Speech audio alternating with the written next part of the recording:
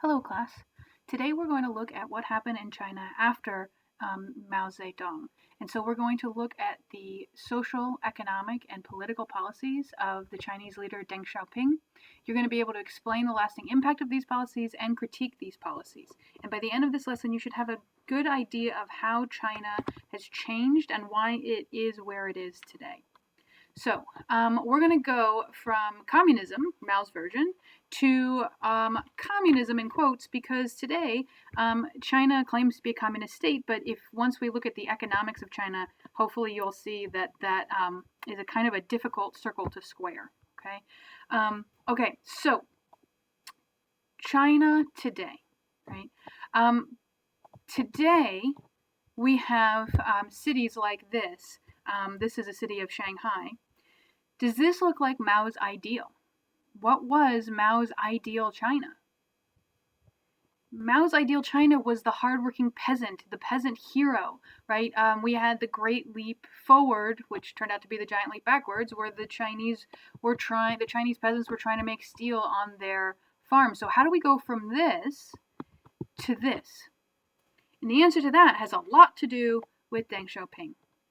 So Deng Xiaoping was what we'll call the paramount leader of China, often known as Comrade Deng, from 1798 to 1992. When he comes to power, there is a looming population crisis and a predicted famine. Mao encouraged people to have lots of children. He held up, again, the peasant family as this ideal, and these groups, children being raised in groups at the local level. So he really wanted China to show its might through its manpower and its ability to support its population, and again, growing lots and lots of crops, which with the Great Leap Forward / giant leap backward did not work out well, but he was really promoting this kind of patriotic duty to have lots of kids. And so as a result, when Deng comes to power, you have a looming population crisis and what looks like a very likely famine unless something changes. Too many mouths to feed. You've also got the urban Chinese population hasn't seen an improvement in their standard of living since 1957. So it's been 20 years with no real improvement.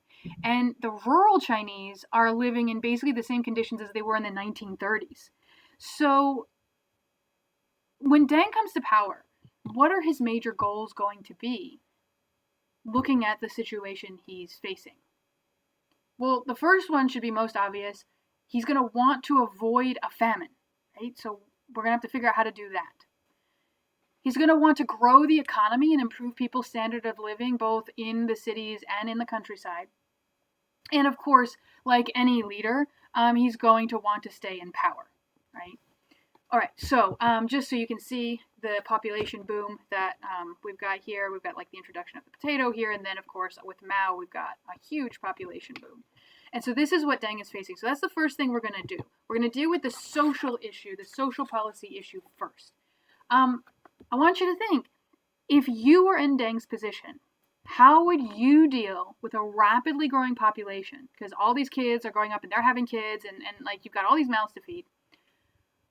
You've got potentially a famine on your doorstep. So what would you do? And I am going to remind you, because many years of teaching has taught me that I need to remind you of this.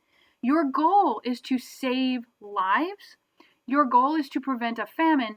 So you're not trying to get your people killed. So a solution of, well, I would just execute X number of people so that we had fewer mouths to feed, that is not a solution. That is not a viable plan. So what else could you do to try and deal with this that does not involve intentionally killing your own people? Okay. So population control. What does Deng actually do?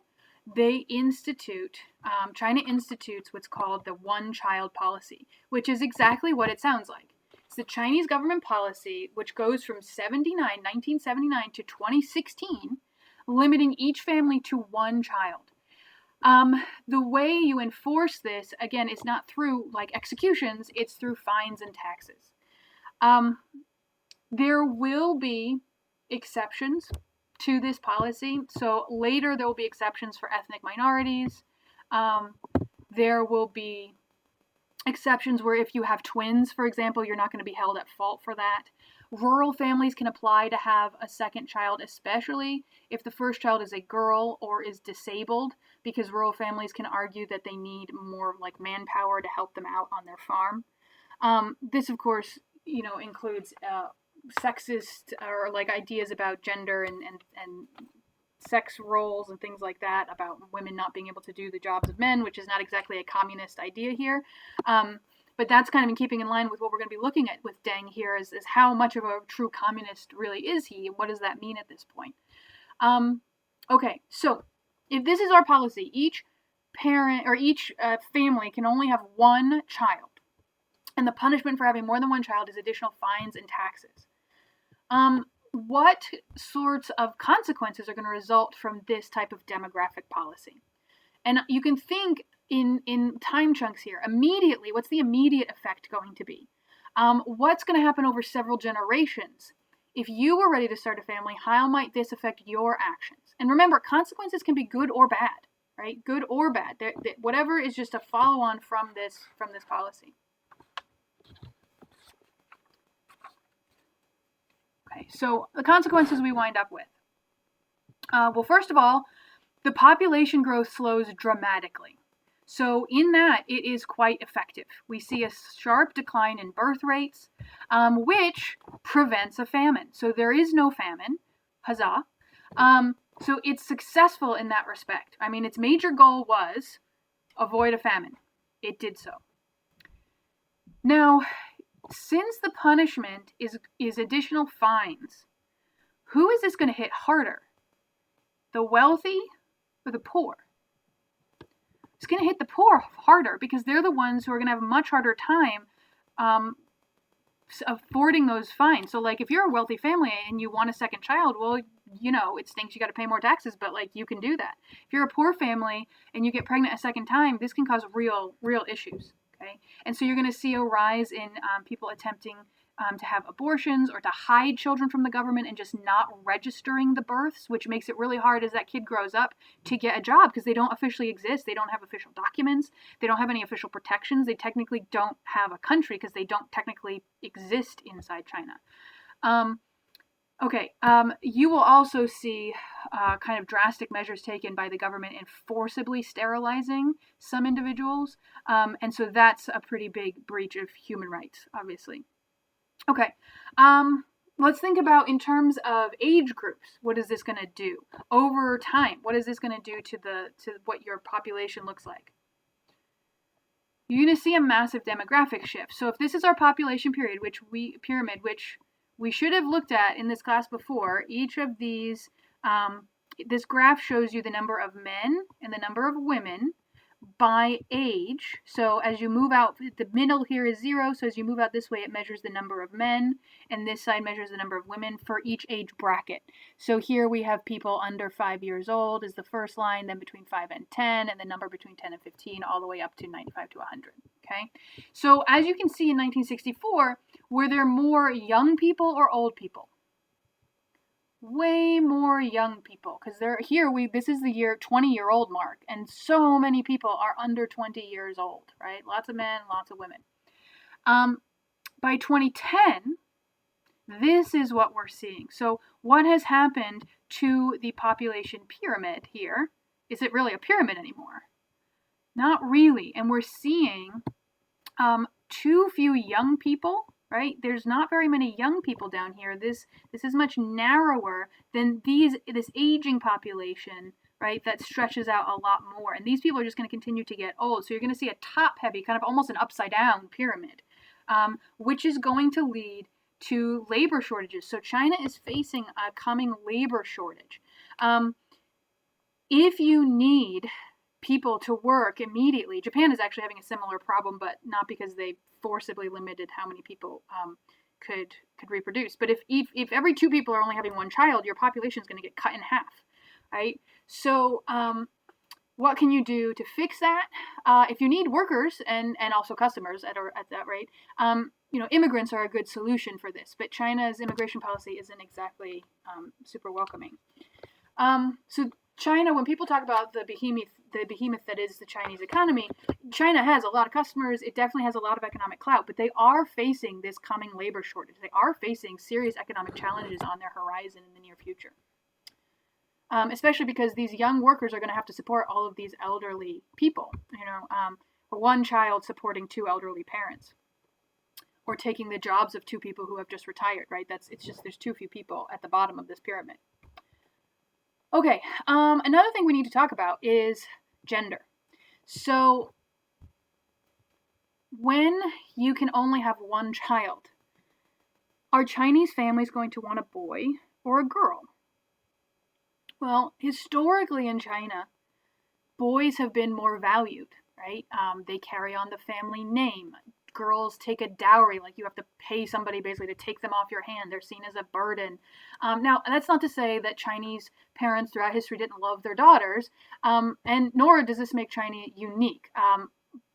Unfortunately, many cultures have had this same view of boys being more valuable than girls. So it's not unique to China by any means. But now that they're instituting this single child policy, well, people are going to want boys. And that's obviously going to be a problem within the next generation, because if you want to keep your population going, you need men and women. But it's also going to be a problem for the children born, because really every child should have every pregnancy should have like a 50-50 chance of being a boy or a girl. So you should roughly see half your children being born girls and half boys. And so what are you going to do to try and convince these parents that the girl is valuable, that they should want girls, that they shouldn't just try and get rid of them? So there's a massive propaganda push by the Chinese government to try and realign Chinese values to value Chinese female children. And so you see propaganda posters where this is very kind of Chinese communist quintessential propaganda. You've got the happy smiling peasant or worker family. You've got these are industrial workers, right, holding wrenches and a big old sledgehammer, and their daughter, right, and they're all happy, and this is being held up as like the ideal Chinese family. You'll also often see ones with like farmers, and then the one Chinese female child. Here we've got a father, a mother, and a little girl, happy family, and you've got this kind of like industrialized China with like this road to the future, to the stars, the sky's the limit imagery here. And so they're pushing this really, really hard, right? That the ideal family is actually a mother, a father, and a little girl. One child, a little girl. How effective is this? Well, let's look at the population pyramid again. You will look at, here we have our female children, here we have our male. So each side, again, should match. So if we're here and we have this many female children at the age of this is like 0 to 2, I guess, or no, just 0 to 1, you should see the same number on this side for boys, right? But what you're actually seeing is the dark blue is the extra boys that do not have a girl matching up on this side, right? So basically they're aligned on the light blue to the red. There's one guy here for one girl here, back and forth. And then when you hit this dark blue, now we have a boy here, but there's no matching girl on this side. And so you can track the extra male children that you have, or at this point, male adults, right? So did this propaganda push work? Only to an extent. There's still about 30 million more men than women in China today. How is that possible? Because again, by just the way genetics works, you should pretty much have a 50-50 split in your population. Well, you're going to see Chinese families who cannot afford a second children but do not want a girl, and they wind up having a girl. They need to find ways to get rid of the girl so they can have a second child. So you will see infanticide, Chinese girls being left out to the elements to die of exposure. You will also see Chinese girls just being left, at orphanages, and then being put up for adoption. And so, even to this day, if you are looking to adopt a child from China, by far and away, odds are you're going to be adopting a girl, because these are still the children that are given up most often. What are the ramifications of this gender gap going to be? Think about what this does to society if you have way more boys than girls, 30 million more. I mean, on the plus side, you are going to see more resources invested in the girl children, because now for the families that do have an only child that's a girl, they're going to be putting all their resources into that one child and it's a girl. So you actually are going to see an improvement in girls' education and opportunities in that respect. So that is a plus from this. But the downside here is with all these extra boys, you're going to have a shortage of brides, for example, which, given that Chinese culture is still very much pushing passing on the family name and family values through the male child having his own children, you're going to see a lot of pressure to get married and to bring in women for these men to marry, because if they can't find a wife, it's like, it's dishonorable, you're letting your family down. And so now you're going to see a spike in human trafficking, bringing people in to be forcibly married to these men who cannot find wives, because there are 30 million women missing from the population. So you might think, hey, this could be good for LGBT rights, or at least like gay rights in China, because it would be super helpful if like these 30 million men were gay and then they could just marry each other. Wouldn't that be nice? But that's not what you actually see happen. There's still this very clear traditional value on a man and a woman and having a male child to pass on that family line. And so acceptance of homosexual relationships has not increased. I mean, there's been moderate increases in upper level of like the wealthier aspects of Chinese society, although even then not across the board, but and certainly not countrywide. Okay, so you can see this even in films that we're seeing. So I want to kind of relate this to your lives. So some of you might have seen the remake of The Karate Kid that had Jaden Smith and Jackie Chan in it. So I want to pull this apart. If you haven't seen it, it's about an American kid who's going to China and he's getting kind of picked on, and so he decides to learn a martial art, and then he winds up like beating up the bully in the martial art, and the guy he's learning from is a Chinese man, in this case played by Jackie Chan. Okay, so it's a remake of a 1980s movie where it happened in America, and a American kid learned from a Japanese karate teacher in California, and the plot basically unfolds the same way. He wins a competition. So first question, right, is with Jackie Chan's backstory. He has this sad backstory that you find out in the movie. Do you remember, those of you who've seen it, what his sad backstory is? His family was killed, I believe it was in a car crash. And do you remember what his family consisted of? It was him, his wife, and a baby daughter. Not a baby son, a baby daughter. And this was a very intentional choice because, again, still to this day, ideal Chinese family, father, mother, baby girl, right? So it's very reflective of the message that the Chinese government still wants to put out today. Okay, so then the question is, okay, why does the Chinese government care about this American Hollywood movie? Well, think about it. It's called The Karate Kid, but it's set in China. That should strike you as odd. I mean, The Karate Kid, karate is a Japanese martial art. If they were going to set it overseas, they should have set it in Japan. If they're going to set it in China, it should be called like the Kung Fu Kid or something, but they wanted to dip into the nostalgia of all the kids who grew up in the 80s watching this movie and now have kids of their own, and they were like, oh, The Karate Kid, I like that movie, I'll take my kid to see that, right? So they keep the name the same, even though, again, it's not even a Chinese martial art. Why is it set in China? Well, because Hollywood is finally realizing the massive market they can access in China, because movies are very, very popular in China. Why are they so popular in China? Because of Mao and Mao's push of propaganda through film. He really liked film, and so that has stuck around in Chinese culture. And now there's 1 billion people in China, so that's a big market. But of course, there's also lots of native film competition. There's lots of Chinese-made Chinese films that they have to compete with. So they're trying to market to things that a Chinese audience would be interested in seeing. You can see this also in Iron Man. So Iron Man 3, for example, there were 4 extra minutes of footage in the version that was released in China that has Tony Stark undergoing an operation in China with Chinese doctors to give like Chinese characters more screen time. They also changed the name, the Mandarin, which is his big foe, to Mandarin in Chinese, in the Chinese version, to not make it Mandarin, so as to not be insulting to Chinese audiences. In the first one, in the first Iron Man, Tony Stark is battling the Ten Rings, which in the original comics is a communist group from China, and here, they made it a terrorist organization in the Middle East. These are all things that are pitched to try and make things more marketable in China. I mean, even the recent Star Wars film, when all how upset that the actors who played Finn and Poe were at the fact that Finn and Poe do not wind up in a relationship at the end. The actors have been pushing for this. You can very clearly see in a lot of interviews they've given that they're upset that that didn't happen.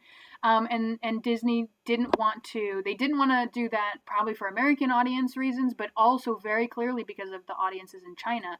And the one kiss that's there between two women at the very end is so short that it's easily editable. It's easily able to be edited out. And it was edited out for distribution overseas, particularly in Singapore. And so that goes back to what we were saying here about, gay rights in China and the standing there. Okay, so just again, ways that these phenomena, these things, these policies are still having echoing effects today in our relations. Okay. Let's look at Deng's economic policy, because his other policy here was about economic growth, right? We've solved this issue of the looming famine. Didn't happen. It's caused other demographic changes in China, but we've avoided a famine. Let's look at trying to grow the economy. Okay. Let's think first of all, what has not been working, right? If the economy's been stagnant pretty much for the duration of Mao's rule, what's not been working? The command economy is not working. State control, the huge farms, those things didn't work for China. So, if Deng's trying to grow the economy, let's look at what he does. First of all, he decollectivizes agriculture. Okay? He creates what's called the household responsibility system, which essentially divides these huge collective farms into small private plots, and then farmers are allowed to keep produce left over after they give a portion to the state. So they still have to give some to the state, and the state will distribute it to those in need.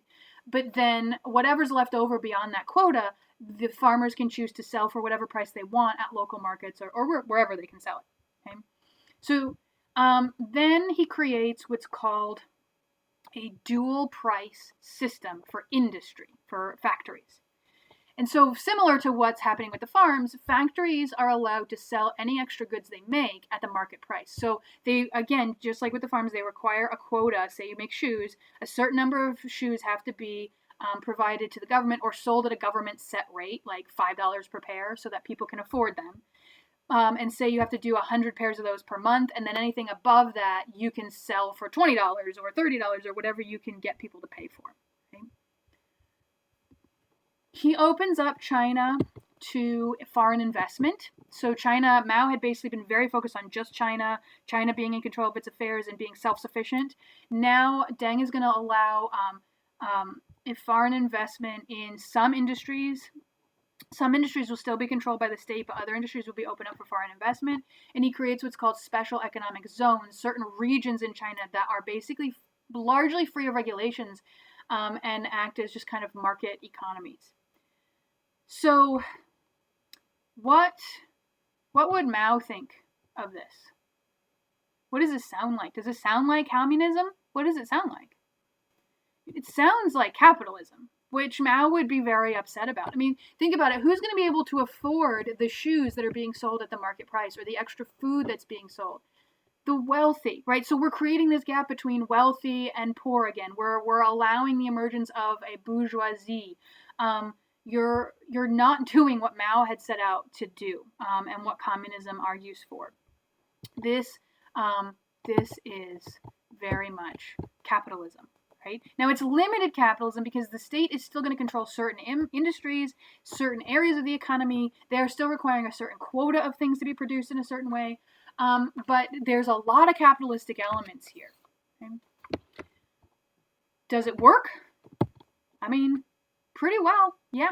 We see a lot of growth in the gross domestic product. That's a way of measuring productivity in a country. So quite a lot of growth. Agriculture grew by 8% per year instead of 3%. The GDP increased between 9.5% to 11% per year. China today has one of the largest economies on the planet.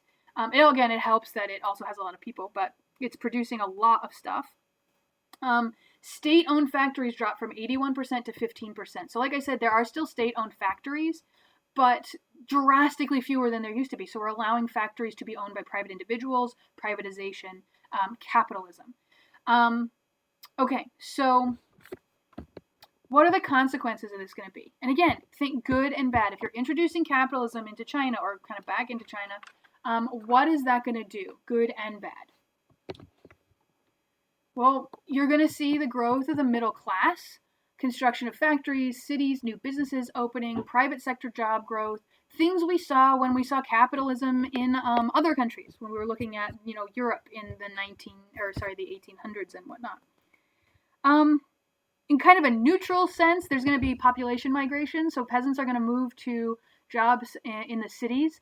I think we've looked this year at what some of the conditions of some of those jobs are, and that's still not necessarily great.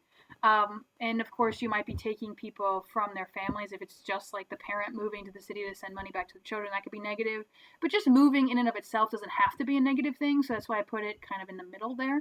And people living more in cities and less in the countryside can be good for the environment because you're concentrating more of these. So you need to travel less to get stuff and things like that. So it can be good. On the negative side, you see what's called the development of the two Chinas. So yes, we see a growth in the middle class, about 200 million people out of the billion people in China.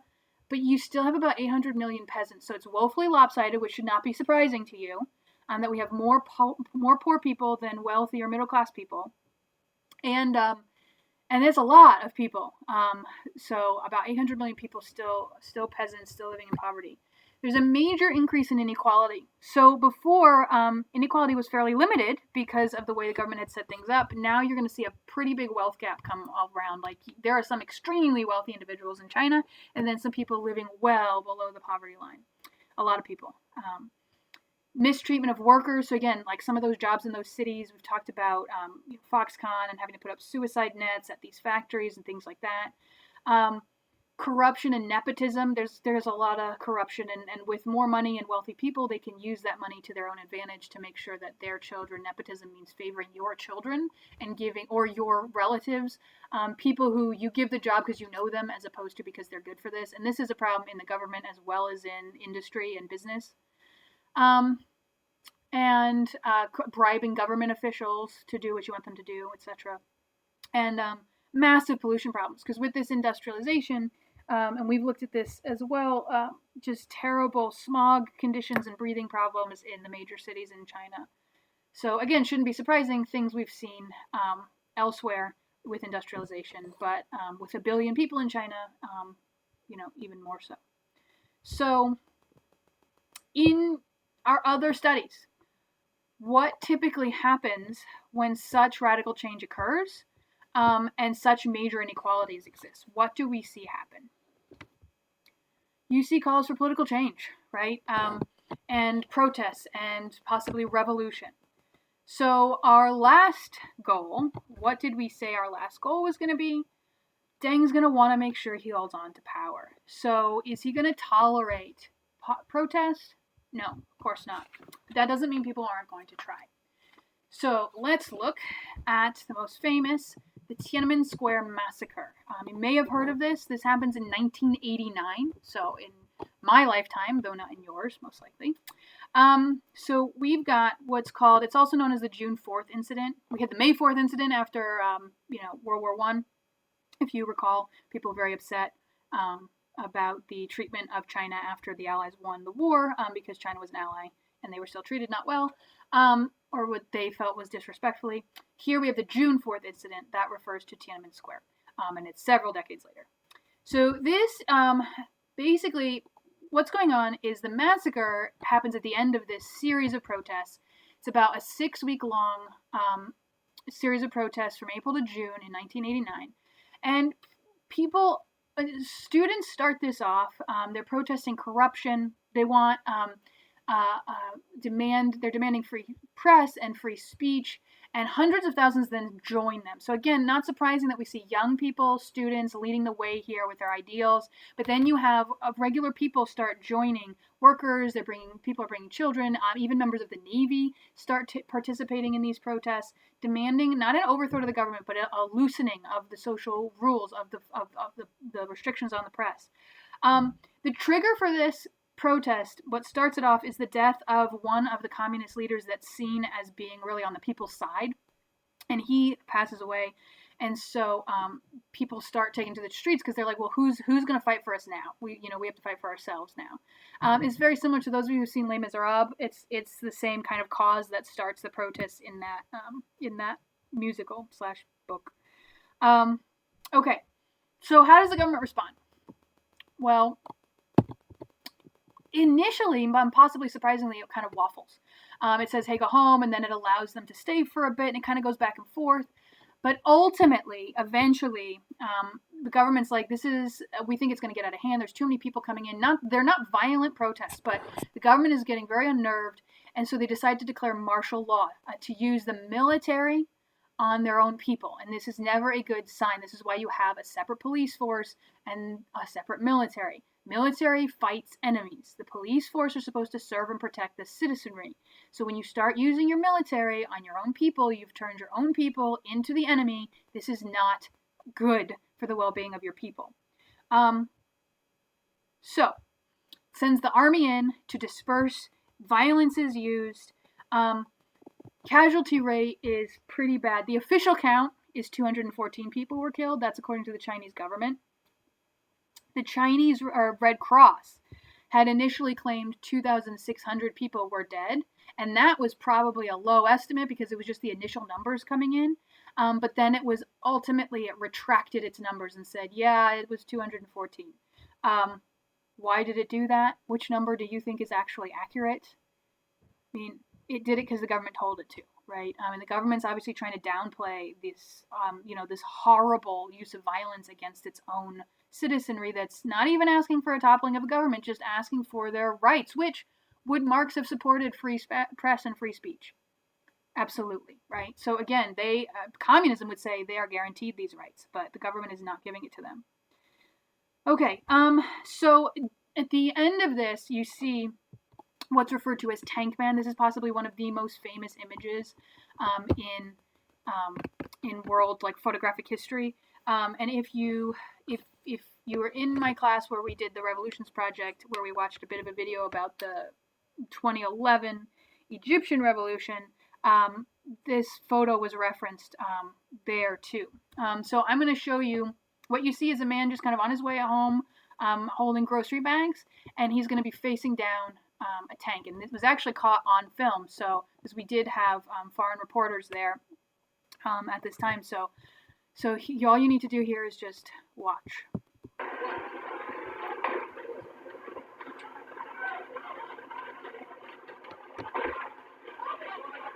This is taking place June 5th. This is the day after the June 4th massacre.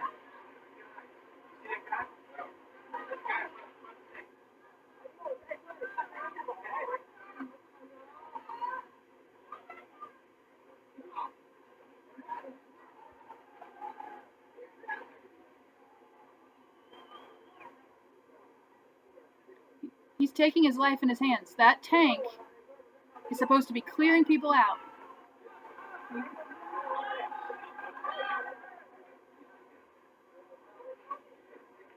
you imagine being the guy in that tank? Your life could be on the line here in the sense that if you don't do what you're supposed to do, which might well be running him over, you could be killed for being disloyal, disobedient. But how can you run over a fellow countryman, non-violent?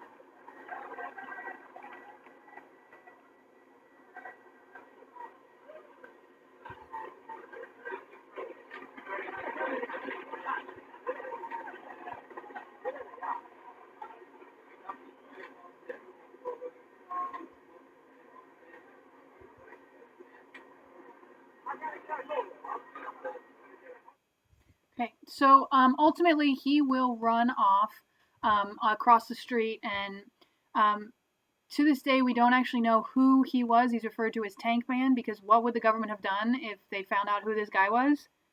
Yeah, he would have disappeared. Um, you you know, this was extremely tense. It was extremely famous. Nobody knew what was going to happen. I mean, this has become a symbol of, you know, the individual standing up to the might of an oppressive regime. This photo, that footage was seen all over the world, front pages of newspapers and magazines. So in China itself, what kind of impact would you think this would have? Was this something you think that people today in China would be aware of?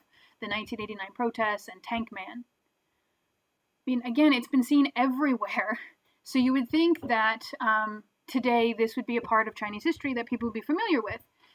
So we're going to watch an interview that was done with some Chinese university students, well-educated students, and I want you to think about what is this showing? What do they know or what don't they know? And what does that teach us about Deng's policies when it comes to domestic politics and individual rights?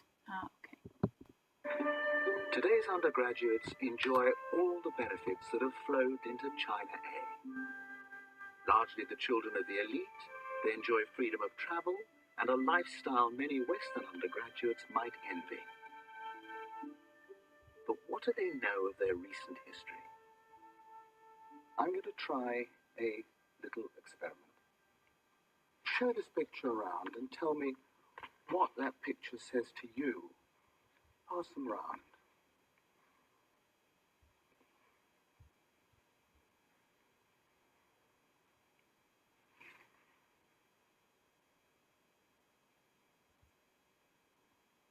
They were baffled. After a long silence, one of them whispered, "Looks like some military ceremony." The boy whispered back, 89. But the girl made no connection. Does it have any meaning at all? 从这张图上呢 Well, I can see 4 vehicles. 这个4个装备，然后 I'm not sure about the context. 不太清楚这是一个什么样的场合。It might be a parade or something. 也许是阅兵或者什么其他的，我们可能 I really don't know. I'm just guessing. 靠我们自己的想象，就是这个不是很清楚。我看不出来。I really can't tell anything from this picture.